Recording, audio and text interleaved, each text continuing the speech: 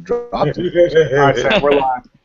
All right. Hello, Internet. We are live and direct into your computer or mobile device or whatever it is you're using to watch this. My name is Sam Laird. I am Mashable's senior sports reporter, and if you read the site, you should read the site.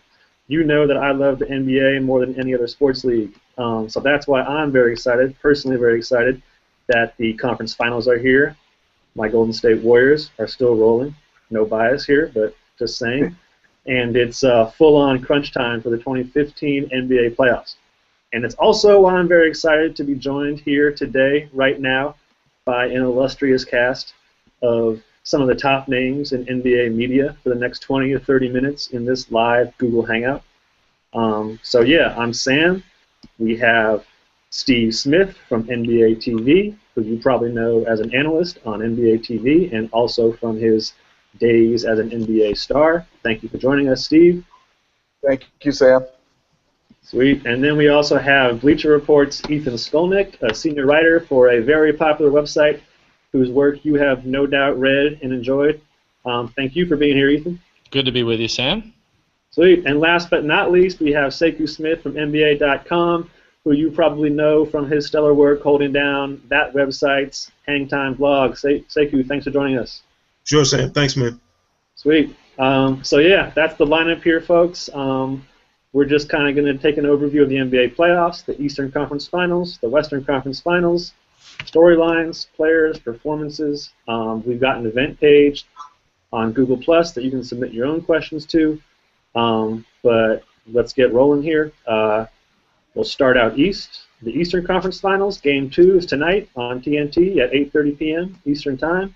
And if you've been following the playoffs, which I'm sure you have, you know the Cavs took Game 1 earlier this week behind, obviously, LeBron James and less obviously J.R. Smith.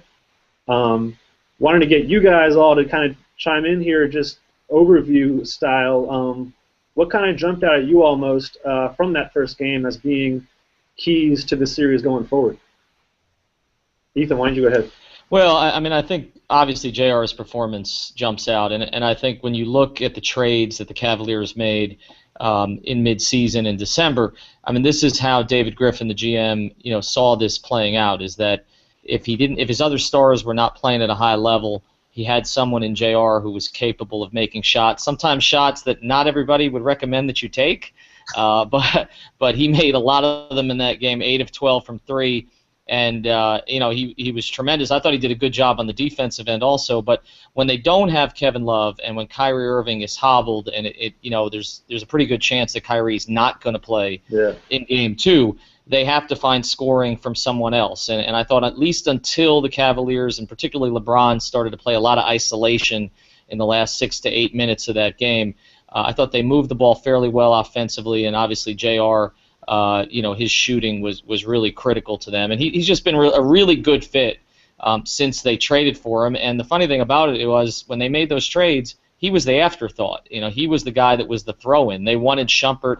They had to take J.R. Smith to be able to get Shumpert and get the draft pick that they traded from Ozgoff. So really good performance from him, and obviously they're going to need his shooting going forward if Irving's not going to be playing or not 100%. For sure. I think anyone who remembers J.R. Smith from back in high school. He was straight to the pros and kind of dominated the McDonald's All-American game. He's extremely talented, extremely mercurial. I think he had a great quote after the game. He said something like, "Taking open shots is boring," which is such a J.R. Smith quote, and I love it. How about you, Sekou? What kind of jumped out at you from Game 1 there? Well, what struck me was, and I think this is kind of an under-the-radar thing from Game 1, is that Tristan Thompson and Timothy Mozgov dominated, the paint. 24 points, 21 rebounds combined, and Al Horford was really rendered kind of a non-factor throughout the course of the game. I was wondering how that would play out, that push and push back between the big men on both teams, and whether or not that would be a determining factor in Game 1. If Horford and Paul Millsap get outplayed like that throughout the course of this series, not only do I think the Hawks lose, I think they lose quickly. They've got to be the backbone of what the Hawks do. Is that on a team that doesn't have superstars and doesn't rely on superstars, they have to be the guys who tote the load for the Hawks. And I didn't think that they did a great job as a duo. I thought Al played decent, but he certainly wasn't as active as he was against Washington. And Millsap struggled. He struggled a lot. And in order for this team to do well, in order for the Hawks to be successful, they can't have either one of those guys playing at half-mast. They both have to play exceptional basketball, and especially against a team like Cleveland where you're dealing with LeBron, who's a kind of an inside-out threat. You saw him deal with Millsap a lot in the second half. You can't have those two guys, your two all-star big men, not show up and play big if you're going to have a chance to win this series. No, that's a great point. I mean, Millsap and Horford are bigger names than Thompson and Mozgov for sure. They're all-stars. That's a great point. They got outplayed in Game 1. Smitty, what jumped out at you from Game 1 that you'll be kind of keeping an eye on tonight in the Eastern Conference Finals Game 2? Both great, excellent points. I think just to take it, what I saw and what really impressed me, and this is talking about LeBron James, one of the greatest players we've seen play the game. He did not settle. Only took one three-point shot. He hasn't made a lot of three-point shots, but to see him 20 points in the paint, I think only like 4 points on mid-range shots, but to see him take the challenge a lot defensively guarding the Millsap and also not settle for his jump shots. And that's what great players do. If you're not having one facet of your game, jump shot is not going, or him able to just drive the basketball and get all the way to the paint and dunk it. He went into what we've been, I guess all us analysts has been saying, LeBron post up, use your size, use your strength, and he had a dirty work game, which really impressed me. Ethan said the best be hard for the Atlanta Hawks. And I love what Sekou said. I mean, Al Horford and also Millsap and also Jeff Teague and Kyle Korver. This is the one team in this league that had 4 All-Stars. 2 of them, 3 of them, or 4 of them have to step up if they want to win this series, especially with no Kyrie and no Kevin Love. Definitely, definitely. LeBron's been a man on a mission since he, famously came home to Northeast Ohio this past summer, and he played like in Game 1 for sure. Sekou, back to your point though. I mean, obviously, and anyone please chime in, but obviously Horford and Millsap got outplayed by Thompson and Mozgov in Game 1. Do you guys see that as kind of a flash in the pan there for the Cavs, or do you think there's a real chance that Cleveland's big men continue to outdo Atlanta's all-star big men going forward? I think continue, to be honest with you, because I think Millsap is at such a disadvantage, having to guard LeBron potentially on one end and then dealing with bigger guys in either Mozgov or Tristan Thompson on the other one. And we always talk about it, Smitty, you've heard it for years, you can't coach size. Well, Cleveland has a size advantage that the Hawks really can't match because Pero Antic is not going to be able to deal with those two guys on a consistent basis in this series. It has to be Millsap and Horford, and they have to play at an elevated level. If they can't do that, I don't know that there's anybody on that Hawks bench that we haven't seen yet, Muscala, Mike Scott, or whoever, who's going to be able to come in and equalize that battle. It's just too much to ask for those guys to come in and do it. And the other part, Cleveland's big men don't have to do anything other than rebound, play defense, and get junk baskets. They don't have to get fed the ball in the post and manufacture offense through them. That's all being taken care of by LeBron, Kyrie if he plays, if he doesn't, J.R. Smith or somebody else. They really have a very specific job to do, and I think that makes their job easier against the Hawks. No, that's a great point, definitely. I agree. I mean, go ahead. Look at it, Sam was saying is you look at Tristan Thompson, he understands his role. The load for Al Horford and Millsap is they have to guard, they have to pass, they have to screen. They have to do so much, and like Sekou said, and we all saw in that first game, and at the end of the day, Millsap had to be matched up with LeBron James, which Tristan Thompson's job is to go get every rebound, get every hustle play, and also a Mozgov, and their offense is going to come off a pass or offensive rebound. So the responsibilities for them is just to play big and be big. It's a lot on Al Horford and Millsap's shoulders. Hopefully you can see somebody else step up. I think Antic, if you're not hitting threes, you're going to have to do some dirty work to be a part of this game and to be able to have the Hawks win Game 2. Yep. Ethan, you had brought up before we went live another factor in this series, which I think we can all agree sucks. Injuries suck, and they have way too much of an impact, on many sports. It's just unfortunate, but it looks like for Game 2, there's a good chance that each team could be without a starter, and not even including Kevin Love, who's been injured. DeMarre Carroll for the Hawks is questionable. Kyrie Irving for the Cavs is questionable. Irving is obviously a big star, but I think maybe some folks don't realize that Carroll plays a huge, huge role for Atlanta, especially defensively. He's the guy who has as good a shot as most anyone on that team guarding LeBron, and he's a big energy guy for them. How do you see kind of those two potential losses, counteracting each other? I mean, do you think one hurts one team more than the other?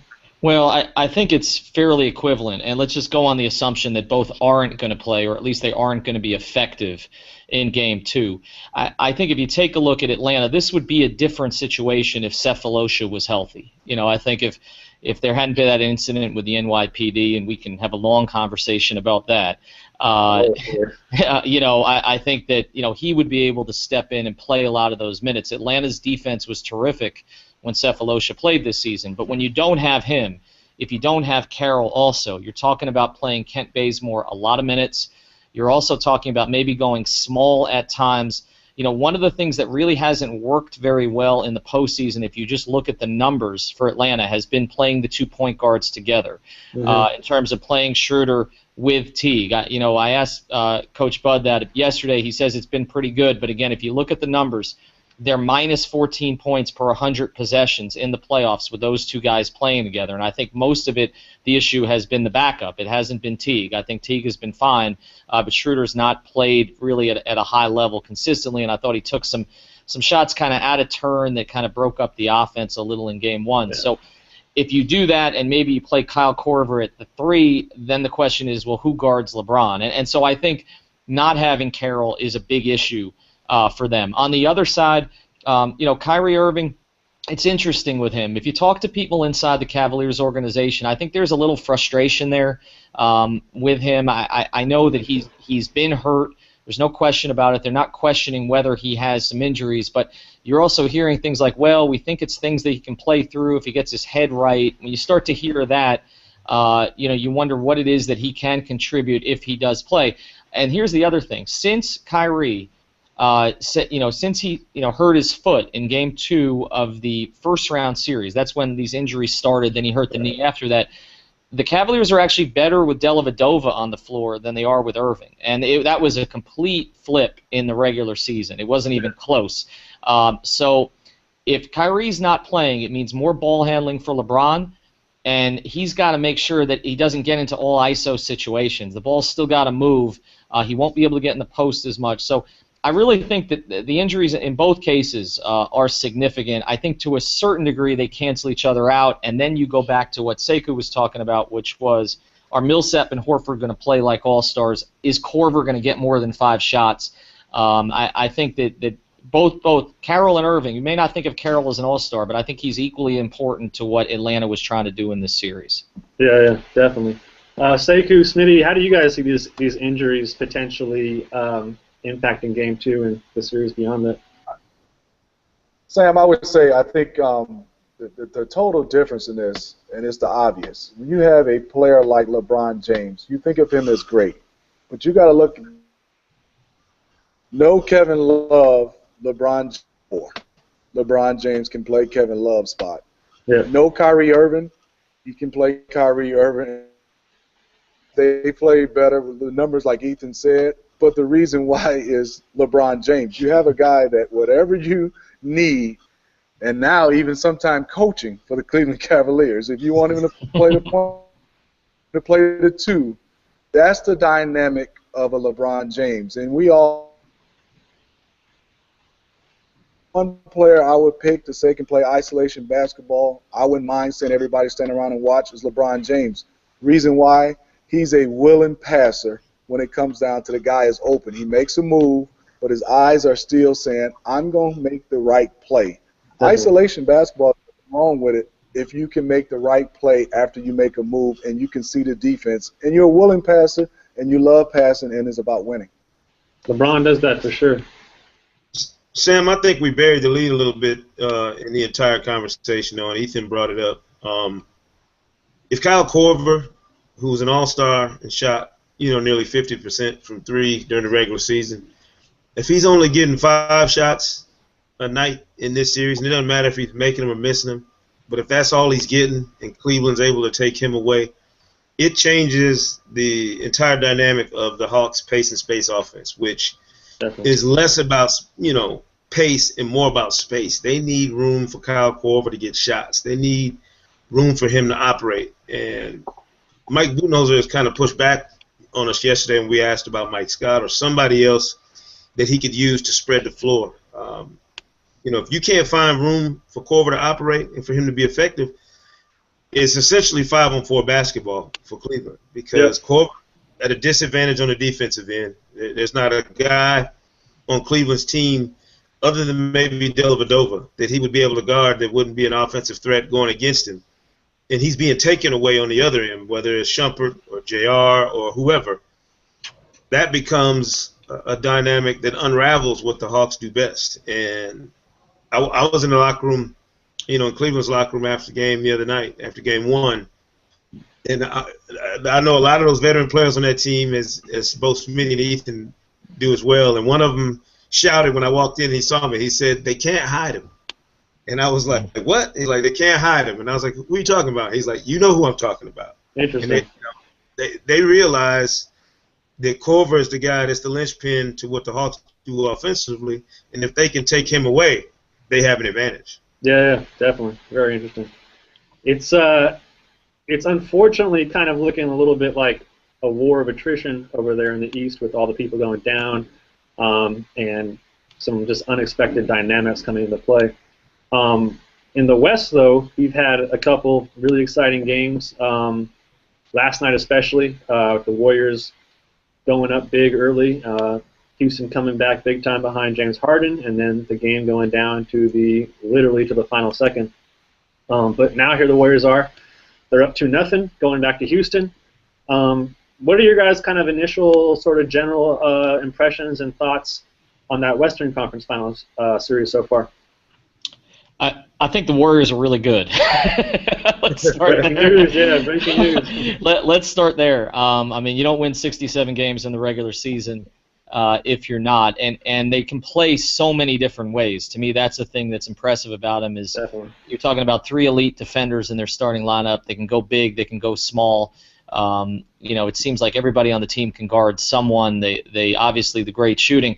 The biggest thing that stuck out to me in the postseason with them, though, is if you look at them in the regular season, the one question I had was they played very few close games. They blew so many teams out, particularly at Oracle, that there wasn't much of a sample size in terms of how they would handle tough situations in the playoffs. And we've seen, for the most part, they've gotten through them, whether it was, sometimes you need the right bounce, but whether it was beating the Pelicans with Curry's shot, obviously sending the game to overtime, or last night where they did enough defensively to keep Harden from getting a good look on that last play in transition. They have handled adversity and difficult situations well, and I think that's going to serve them really well when they get to the finals. So obviously, look, they're incredibly impressive. I think the job that Steve Kerr has done, getting guys like Iguodala, David Lee, others who have played prominent roles in the past to accept smaller roles and continue to move forward has been overlooked, in my opinion. And I just think, to me, I don't see either team in the East beating them in the finals. Maybe if the Cavs were totally healthy, they'd have a shot. But this is the Warriors' year, and I think they're going to finish Houston probably in about 5 games. Yeah, that's music to the ears of certain people I know here in the Bay Area, where I've lived all my life, and the feeling here is actually pretty crazy, especially given their history of being a dismal franchise.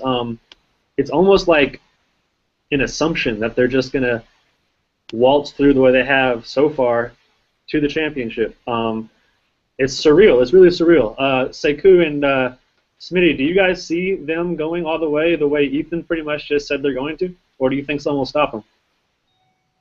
No, I picked them to win the championship. But oddly enough, the thing that struck me about the first 2 games, and by the way, if they want to play best of 14 or best of 21 in the West with Harden and Curry doing what they did last night, I'm all for it. Yeah, I'm down. I watch that every day of the week. I've been struck by how well Houston and how resilient Houston has been, how well they played and how resilient they've been in the previous round, of course, and then in these first two games. I mean, they could have easily gotten blown out, last night. They won the ropes for a short time, and Harden refused to let them get run out of the building. I think that series gets much more interesting in games 3 and 4. If Houston goes home and finds a way to win those games, then we have that best of 3, of course, with the Warriors having home court, but the pressure shifting dramatically onto Golden State's shoulders, because I think they're not just playing with the assumption that we all have that they win a title. They're playing against those expectations. Like, they have to play against all of the expectations people have for them every night. That's why when they don't win in convincing fashion like they did throughout the regular season, it seems almost like they didn't win big enough, so something's wrong. And really, we all know at this time of year, you just want to win games. You don't care what it looks like. You don't care if it's on a buzzer beater or on a defensive stop in the last second or whatever. You need to win 4 and move on. And I think if things tighten up and it becomes a more pressure-packed situation for Golden State, I'll be interested to see, as Ethan said, how they respond in under dire, consequences and with adversity in their face, because they've had so many easy blowout wins throughout the course of the season. No, it's true. It's true. Smitty, what do you think about these Warriors? I want to say, Ethan, when you were talking about, and he was just as lit up when you started talking about his Warriors. Sam couldn't hold it. So, and I was so said, I think, and also this team, one, offensively, we understand they are fantastic, and I think the reason why they have some special players that can shoot the basketball, but they are willing passers. Well, I was covering their series and watching them up close for the 3 games I did. Defensively, they get after it. I mean, that's the one part. I talked to Jared Jack last night. He was on air. I said, what's the most improved thing about the Golden State Warriors?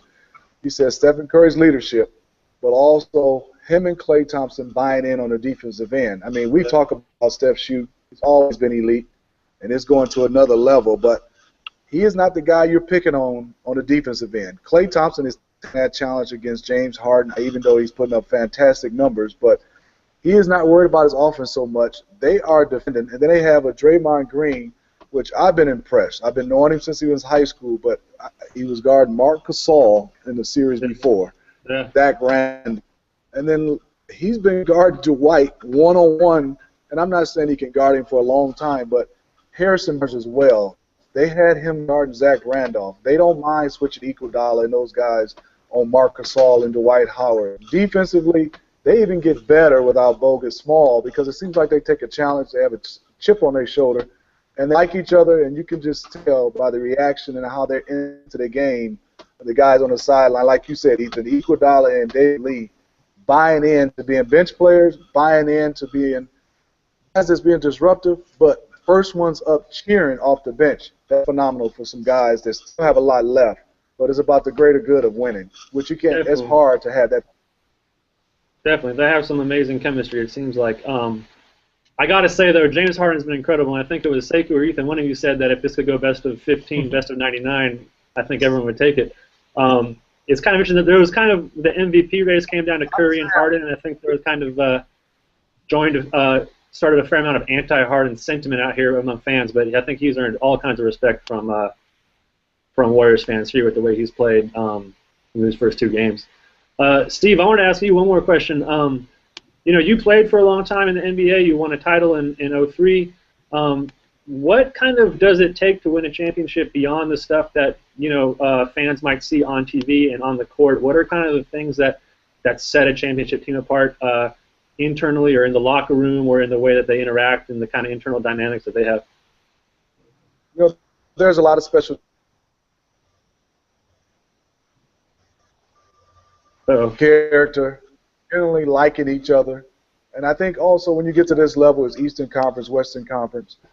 Everybody can score, but on the great teams, when they want to get a stop multiple times down the floor, and they can come in and say, we want to get a stop, and go out and get a stop, and take away his team's first option and second option, and always understand that they can hang their, that you really feel there's going to be days and there's going to be nights. Superstars can't make shots and teams can't make shots. But if you can defend and get multiple stops when you want to and everybody buy in, I think that sets you apart from most of everybody else in the pack. Yeah, definitely. Seems like the Warriors have it. It seems like all three of our expert analysts here are on board with projecting a Warriors ultimate title, but we'll have to see who comes out of the East. That'll be interesting. Like I said at the top, we got Game 2 is tonight at 8:30 Eastern on TNT, so check that out. And any last thoughts you guys have before we sign off here? We're running low on time, so I just wanted to give you all the floor one more time if there's anything you want to get out there. Yeah. Out the Rockets yet. I mean, Houston, the Golden State Warriors look fantastic, but they, like Sekou said, like Ethan, we all saw, they were in these games. Yeah, they could have won 1 or 2 possessions. This could be 1-1. And so don't just count the Rockets out yet. I think this is going to be a great series. Definitely. I would agree with Smitty. I think, these series, they look one way after the first couple of games, but you got to be careful. Once they shift to the other venue, once you get on the road and you see what kind of counter punch, Houston will have, and if Atlanta evens this series up, then the pressure shifts to Cleveland to go home and take care of business. Mm-hmm. I like long series. I'm greedy. I like to see the teams play as long as possible. So I'm hoping that we see some more drama. I think Houston maybe has a few more wrinkles to them. I certainly think Atlanta could if things get stabilized in that series. But the one thing I think Smitty pointed out that's really important is you go back and look through the history of the NBA Finals and the history of the playoffs even. There are always these guys who play big roles for their teams. And I get the feeling that Sean Livingston and Leandro Barbosa are going to have to win a game for the Warriors at some point for them to get through to the finals. Yeah. It could be 3 or 4 in Houston, but I feel like those two guys in particular are going to have to play big on the road for the Golden State Warriors to get there. Yeah, the road games will change things for sure. Ethan, any final thoughts? Well, the one final thought I have, and I wouldn't rule out Atlanta either in the East because we've seen, again, that, look, this wasn't a team that was supposed to do this season. Sure. They were for a little while the best team in the league this year and then, tailed off towards the end of the year. And I thought they lost a little of their rhythm just because they clinched so early, to be honest. I mean, they were up 11 games as of beating Cleveland on March 6th, and I think it's taken them some time to click again. I think if that happens in this series at some point, even with their lack of backup bigs, even with the bench struggling a little bit, I think that things in Cleveland are still just fragile enough. Obviously without Love, with Irving's status, with kind of these sort of ongoing questions about LeBron and Blatt and all this stuff, and that I think there's a chance for the Hawks. But I'll say this: if LeBron gets to a finals for a 5th straight year, it really is among his greatest accomplishments. I mean, to get there for 5 straight years out of the East, and with everything that has kind of played out in weird ways in Cleveland this year, whether he was trying to assimilate with Kevin Love or with his coach and all the rest of it, it's a great accomplishment. I don't think they'd have enough to win a championship, but when you have LeBron, I guess you always have a chance. So we'll see. That's very true. Very true. Well, I think we're about out of time here, but thanks again to you three for joining here and giving us your insights and your thoughts. And it's been a pleasure. Thanks a lot. Appreciate it. Yeah, thanks to everyone on the internet who tuned in and watched. That's it. Thanks a lot, and enjoy the rest of the playoffs.